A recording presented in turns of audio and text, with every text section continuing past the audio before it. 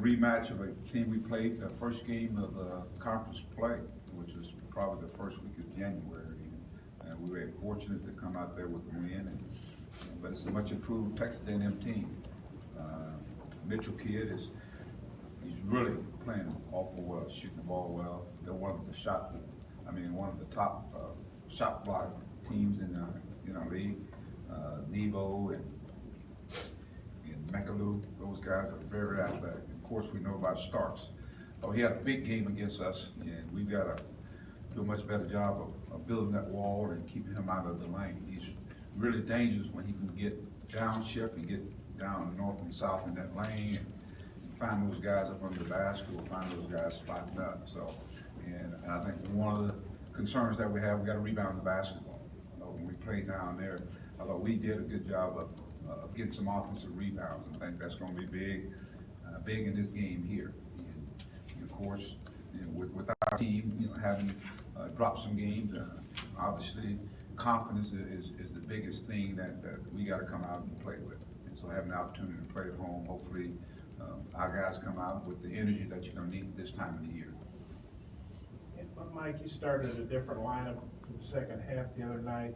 Would you consider starting those guys in the game, or are you thinking about shaking up the Well, that's a possibility of shakeup. That is a possibility of that. We had a pretty productive practice yesterday, and those guys were in full. So I just thought in the second half, I thought they brought the things that we need. Most times your team's going to mirror your coach, and of course with so many inexperienced guys. But the one thing I always think our guys are going to do, they're going to fight. And I thought in the second half, even though Auburn had a big lead, I thought our guys, they fought defensively, offensively, they played together. And so hopefully that's going to be a good sign as we get ready for A&M game. Different game, different team. Again, someone we played before. How do you think, if those guys do start, how do you think they do? And sometimes is it just good to shake things up when you've lost some games? Well, just again, I'm trying to get guys going to go out there and, with the team, you want to put the guys out there going to give you the things that you need. We need defense. We need some great defense, and we need to get the tempo up and down the floor. We got to get guys got to do a better job of helping. Our scores get open. Just watching the tape, we're doing a lot of standing, and sometimes that could be some guys that hit the wall. And so now you got to maybe get some energy out there on the floor, some new blood, so to speak. I know you never want to force anything, but for Daniel to get 5 shots, I know they were kind of collapsed on him. What do you need to do to get him more involved? And I guess it's probably obvious to think that he needs more than 5 shots a game. Well, I think number one is you look how they were playing them. They just packed it in on them. So obviously Daniel didn't force it. We missed him at times. I think we did. We missed him at times. But I think, it's got to be a combination of our guys making sure that, when he's open, let's get the ball to him. But at the same time, their defense is geared to just packing it in on him. So now that means guys got to make shots in order to open the floor and get spacing. And I think spacing is a big key. Our mindset is to start the game inside out. And I know our guys know what we're trying to do. But of course, their defense has something to do with that as well. People have really just kind of backed in on him and making it difficult for him. But I think the tempo of the game has a lot to do with that as well. You get him up and down the floor, you're utilizing, the gifts that he brings to the game. His instincts, his talents. He's not just a power player. That's not what he is.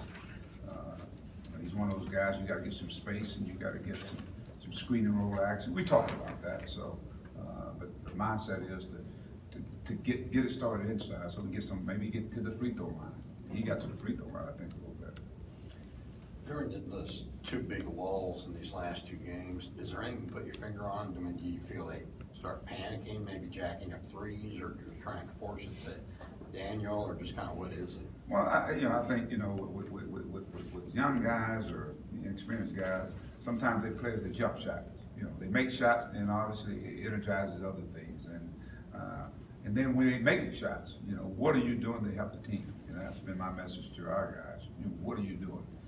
Are you taking charges? Are you getting loose balls? Are we creating some off of our defense? And I think those are some of the things that we're not doing at this particular time. And this big law. The game here at A&M, it was mostly live ball turnovers. I thought that did us in there. We didn't even get shots. Sometimes I'd rather see a bad shot, than a live ball turnover. But with the Auburn game, I thought we didn't make shots. And obviously, we know their team that if they can get off to a great start, and we'll allow them to get on that 3-point line, then they can make it awful difficult for us. You're always trying to go upstream to catch up, and that's what took place in that game. Mike, you talked about, hoping your guys can play with confidence Saturday night. When you've lost 4 in a row, what do you need to do as a coaching staff to give them confidence? Is that maybe where a lineup change could help energize things? I think number one, with where this team has come from to where they are right now, I think the biggest part is, there's only 2 games we hadn't really been in. I think the Tennessee game and maybe the last game we played. They've been in every game. It's about making plays at the right time. And so it's not like they hadn't been playing good basketball. Obviously, I've got to do a better job of getting them over the hump, as I said, and that falls on me. I can get them, to the finish line, but now we got to make plays to get over the hump, and that's what we have now. And so, with that being said, I still don't think we played our best basketball. I really don't. And that means, but it's got to start with our defense. I think that's got to be the trigger. Our defense is what's going to enable us to do the things we want to do. And then I think that puts you in position, offensively, because now you're creating some havoc defensively. You get some easy opportunities. Your defense is playing at a high level. And then, of course, you got to make shots, and we got to take advantage of the advantage we have. Daniel is one of those talents that we got to take advantage of. But you got to make shots. I think that's it. When you got your leading shooters, scorers that are going, I think 6 for 27, 6 for 27, and I think it was 3 for 20 from the 3-point line, something. I don't know what it was, but that you're not going to win many games like that. When you look at A&M, they won 3 out of 4. That's their best stretch in SEC play. How well are they playing? And it seems like they play better on the road than they do at home, the games I've watched. Well, they play well. I think they're playing better. I think, you look back when we played them early in the year, we was 2 teams trying to find their identity. They were young, and of course we were young at that time. And obviously through the course of, playing games, those guys got a little seasoned. And I really think the Mitchell kid is really playing well. And of course Starks, whether he starts or not and comes off the bench, it doesn't matter. He's like a starter. So when you get him playing at a high level, and Nemo and McAloo, they got some pretty talented players. And the Flag kid is a very good basketball player. So I think they're starting to play the way that Billy thought they would be playing. And so that's why I say this game here is probably totally different than the last game we played. I think it's going to be a heck of a ball game. Those 2 teams still continue to try to find a way to find wins at this time of the year. How do you explain kind of the ups and downs Mason's going through as he goes for 30 Saturday and then just 4 on Wednesday? First year player, that's what you call it. I think that's what it is, people are scouting them, they're getting after them a little bit. And that's part of our, part of probably the things that take place with our team when you're talking about up and down. Inconsistency. Night in and night out, you want to make sure that you got certain guys going to bring something to the table. And with our team, it's different nights. And the nights we're consistent, I think that's when we play some of our better basketball. I think when we have the stretches where we played well, those guys have played well. He had some open looks and just didn't knock them down.